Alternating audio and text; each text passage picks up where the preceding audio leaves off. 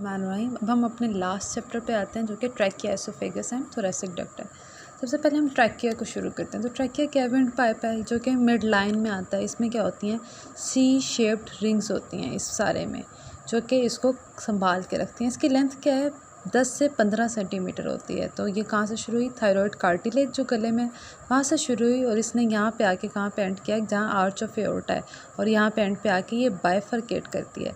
जो नॉर्मल इंसान है, ज़िंदा इंसान है, उसमें 6th थोरेसिक वर्टिब्रा का ये लेवल है, लेकिन जब कैडावर्स में हम देखें तो उसमें 4th थोरेसिक वर्टिब्रा ये थोड़ी कंस्ट्रिक्ट हो जाती है उसमें। अब इसका जो ल्यूमन है ये शुरू में क्या होता है, वो सिर्फ जो है 3 मिलीमीटर होता है डायमीटर में जब बच्चा 1 साल का होता है, लेकिन जब वो 12 साल तक पहुंचता है तो 1 सेंटीमीटर हर साल बढ़ता जाता है। और जो है इसका डायमीटर जो है वो मर्दों में 2 सेंटीमीटर होता है और फीमेल्स में 1.5 सेंटीमीटर होता है। नेक्स्ट अब हम बात करते हैं कि इसके अंदर स्ट्रक्चर्स कौन कौन से हैं। जो ट्रैकिया जो है ये एक फाइब्रो इलास्टिक वॉल है और इसकी ये क्या सी शेप्ड रिंग से बनी होती है जो कि 16 से 20 होते हैं तादाद में। ये कन्वेक्स होते हैं इंटीरियोलेटरली इस तरह से, तो जिसकी वजह से जो क्या है कि पीछे पोस्टेरियरली एक गैप क्रिएट हो जाता है और इस गैप में फाइब्रो इलास्टिक मेम्ब्रेन होती है और इसमें मसल फाइबर्स होते हैं, ट्रांसवर्स स्मूथ मसल फाइबर्स जिन्हें कहते हैं ट्रैकियालिस। और जो ल्यूमन है इसका, उसके अंदर कौन सी एपिथेलियम होती है, सिलिएटेड कोलमनर एपिथेलियम, जिसकी वजह से क्या है कि डस्ट पार्टिकल सारे जो हवा है उसमें से फारिग हो जाए ताकि लंग तक ना पहुंच सकें। इसके हम ब्लड सप्लाई की बात करें तो आर्टरीज इसकी कौन सी हैं, चूँकि ऊपर देखा हमने कि यहाँ थायराइड ग्लैंड है तो इसकी इंफीरियर थायराइड आर्टरी, और जो वेन्स है वो क्या है, ब्रैंकियोसेफेलिक वेन, इसको जो है वो ड्रेन करती है, जो कि सुपीरियर वेना कैवा की one of the main branches है या ट्रिब्यूटरी है। लिम्फेटिक्स में बात करें तो ट्रैकिया के साथ क्या होगी, प्री ट्रैकियल और पैराट्रैकियल लिम्फ नोड्स होंगे। नर्व सप्लाई में जो पैरासिम्पैथेटिक है उसमें पूरे थोरैक्स की तरह यहाँ भी वेगस नर्व है और एक और चीज़ कि इसमें रिकरेंट लेरेंजियल नर्व है, जबकि इसके सिम्पैथेटिक में बात करें तो इसमें मिडल सर्वाइकल गैंग्लियन होता है। अब ये जो हमारा है ट्रैकियोस्टोमी, जब हमें अक्सर जगहों पे हमने देखा है कि क्या होता है कि अगर बंदे को सांस ना आ रही हो और उसका कोई और तरीका ना बचे सांस लेने का, क्रिकोथायरॉयडोटोमी भी ना हो सके, तो फिर सीधा उसके ट्रैकिया में सुराख करते हैं और उस जगह पे डिवाइस लगाते हैं, ट्रैकियोस्टोमी उस प्रोसीजर को कहते हैं। अच्छा, आगे वो कहता है कि एसोफेगस क्या है। एसोफेगस क्या है कि मस्कुलर ट्यूब है जिसके अंदर से खुराक गुजरती है और कहाँ से, फेरेंक्स से स्टमक तक आती है। ये 25 सेंटीमीटर लंबी है और फ्लैट होती है एंटीरोलेटरली। इसका जो ल्यूमेन है वो कोलैप्स फॉर्म में होता है, एक्सेप्ट जब इसमें खुराक आए, जैसे खुराक आए वो थोड़ा वो एरिया डायलेट हो जाता है। और ये नैरोएस्ट पार्ट है जहाँ फेरेंक्स एसोफेगस से मिलती है, ये नैरोएस्ट पार्ट है पूरे जो जीआईटी सिस्टम का, सिवाय दूसरा जो नैरो पार्ट हो गया है वर्मीफॉर्म अपेंडिक्स, बाकी सारा जितना भी जीआईटी है वो डायलेटेड फॉर्म में होता है। अच्छा, ये डिसेंड करती है वर्टिब्रल कॉलम के साथ साथ सुपीरियर और इंफीरियर मीडियास्टिनम में से गुजरते हुए और फिर एंड पे आके क्या करती है कि वो ओपन करती है स्टमक में 11th थोरेसिक वर्टिब्रा के लेवल पे। कर्वेचर्स इसको भी देख लें क्योंकि ये 2 ही होते हैं, 2 साइड टू साइड कर्वेचर्स होते हैं और दोनों की डायरेक्शन लेफ़्ट होती है। एक जो है वो रूफ ऑफ द नेक पे होता है और दूसरा जो है वो लोअर एंड के करीब होता है। तो इसके एंटीरियर पोस्टीरियर कर्वेचर्स होते हैं। कंस्ट्रिक्शंस, इसको तो बहुत इंपॉर्टेंट करा लेना कि अभी हमारा फाइनल ईयर में भी सर ने पूछा था कंस्ट्रिक्शंस कहाँ पे होती हैं। जो एसोफेगस की कंस्ट्रिक्शन है इसको हम मेजर करते हैं, ये 4 कंस्ट्रिक्शंस होती हैं। सबसे पहली कंस्ट्रिक्शन जो है इंसिजर टीथ, जो हमारे सामने के दांत होते हैं ना, अगले दांत, वहाँ से मेजर करना शुरू करते हैं।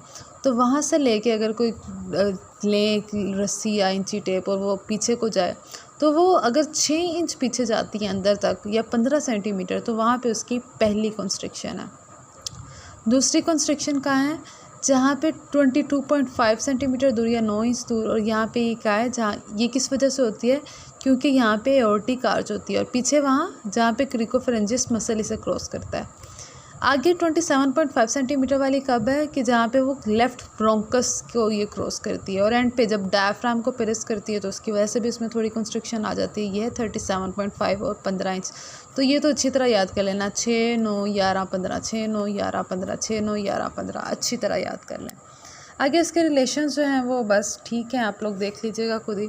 आर्टीरियल सप्लाई, इसका देखें, सबसे पहले जो सर्वाइकल पार्ट है ये क्या करवाता है, इसमें कौन सी सप्लाई होती है, इन्फीरियर थायराइड आर्टरी, क्योंकि हमने पढ़ा है थायराइड ग्लैंड के साथ है ऊपर, ठीक है। तो वहाँ इन्फीरियर थायराइड आर्टरी आ गई, फिर वो आगे थोरैक्स रीजन में एंटर हो गई, यहाँ मीडियास्टिनम थी, तो यहाँ पे इसको सप्लाई किसने की, एसोफेगियल ब्रांचेज ऑफ एओर्टा। एओर्टा जो था साथ ही तो था, उसने कहा मैं खून दे देता हूँ नीचे, अब आगे वो एब्डोमेन में डायफ्राम को क्रॉस करके, तो यहाँ किसने सप्लाई की, लेफ्ट गैस्ट्रिक आर्टरी, स्टमक ने एसोफेगियल ब्रांच थी जो इसने उसको सप्लाई किया। इसकी वेनस ड्रेनेज की बात करें तो उसके अपर पार्ट में जो है वो ब्रेकियोसेफेलिक वेन में ड्रेन करती है, सुपीरियर वेना कैवा की डेफिनेटली मेन ड्रेन, और जो मिडल पार्ट है वो एजाइगस वेन में, एजाइगस वेन भी किस में ड्रेन करती है, सुपीरियर वेना कैवा में, और जो लोअर एंड है इसका वो जिसमें जाता है लेफ्ट गैस्ट्रिक वेन में या वीना एजाइगस में या हेमी एजाइगस वेन, तो ये पोर्टोसिस्टमिक एनास्टोमोसिस बना देती है इस जगह पे।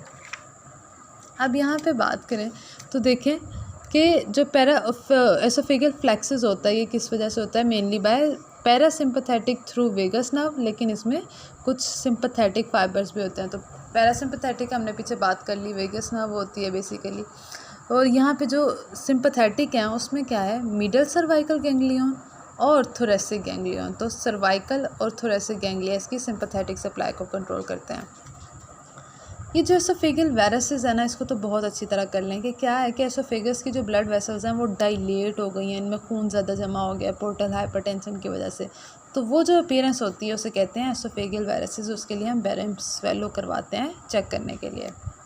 नेक्स्ट एक्लेजिया क्या है कि जो है उसके न्यूरोमस्कुलर इनकोऑर्डिनेशन, और जो एसोफेगस है वहाँ पे जो है इनएबिलिटी उसकी डायलेट होने की, वो कंस्ट्रिक्ट हुई है, इसे कहते हैं एक्लेजिया। और अगर ट्रैकिया और एसोफेगस के दरमियान कोई ओपनिंग रह जाए जिसे फिस्टुला कहते हैं, तो इसे कहेंगे ट्रैकियोएसोफेगियल फिस्टुला। एंड पे हमारा लास्ट टॉपिक है थोरेसिक डक्ट। थोरेसिक डक्ट क्या है, लिम्फेटिक वेसल है, हमारी largest lymphatic vessel of the body.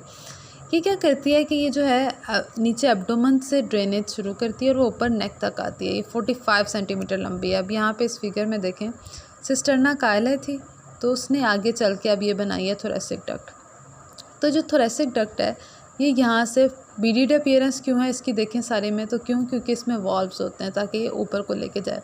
तो अब इसका कंटिन्यूशन देखिए कि हमने सिस्टर्ना कायला से शुरू किया और उसके बाद उसने क्या, ये लेफ़्ट थोरेसिक बॉर्डर तक आई, ये L1 है, यहाँ T12 होगी, तो T12 से ये शुरू हो गई हमारी थोरेसिक डक्ट।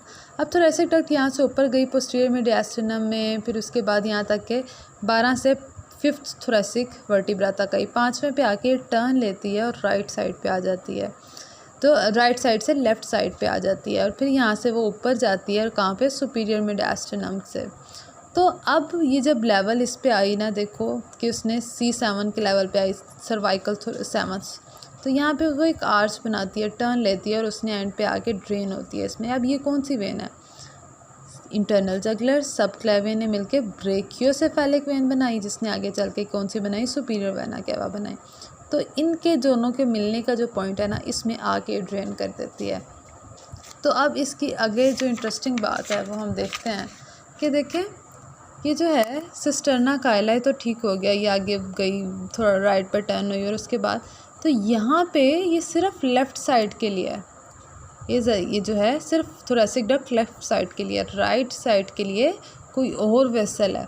तो अब लेफ़्ट साइड पे क्यों, तो लेफ़्ट साइड पे इसने और क्या क्या देती है, तो यहाँ पे देखें इसके अलावा ये लेफ़्ट जगलर लिम्फेटिक ट्रंक है, ये कहाँ से आता है, जो नेक के लिम्फ नोड्स हैं वो आके इसमें ड्रेन करते हैं। फिर लेफ़्ट सबक्लेवियन लिम्फ नोड जो कि एक्जिला के लिम्फ नोड जिसमें आके ड्रेन करते हैं, वो भी आके इसमें ड्रेन करता है। और फिर यहाँ पे left half of the thorax से ये सारी ड्रेनेज आई ब्रोंकोमीडियास्टिनल लिम्फेटिक ट्रंक के ज़रिए, तो ये सारी भी आके इसमें ड्रेन हो गई। तो मीन्स ये हमारी थोरेसिक डक्ट है जो इसकी कंटिन्यूशन थी। तो ये हमारा लास्ट चैप्टर भी कंप्लीट हो गया।